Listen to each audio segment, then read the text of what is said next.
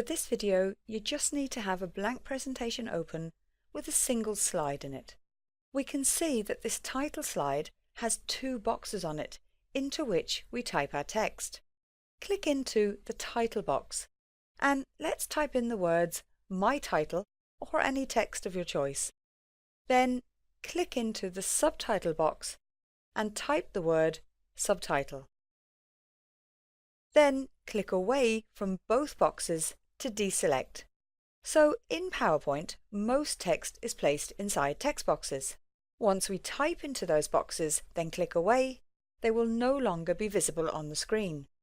When it comes to selecting text, the way everyone is probably most familiar with is to click and drag across the text. However, I rarely do that in PowerPoint, as these boxes allow us to use a different and usually better way of selecting. Let's just deselect by clicking on that text. Once the text box is visible, as it is now, then notice that the box is made up of sizing handles and a broken dotted line, and it's that broken line that we're interested in. Place your cursor anywhere onto the broken line of the text box, but not the sizing handles. You know that you're on the broken line when you see 4 black arrows appearing at the head of the white arrow cursor. Give a single click and the broken line will become a solid line, and that means that the text box is selected. It also means that the text in the box is selected and the background area in the text box is selected. So what does that mean? It means we can carry out our formatting without having to keep deselecting to see the result. If we click on Bold, we can see that change without having to deselect. Click on Italics. Same thing. For the background, if we click on the Shape Fill button and select any colour, we'll see that it fills in the background of the text box, and again, we don't have to deselect to see it clearly. Let's click on the down arrow of the Undo button and remove those last 3 changes. Then click away from the text box to deselect it. Now, we don't always need to click into the text box first before selecting it.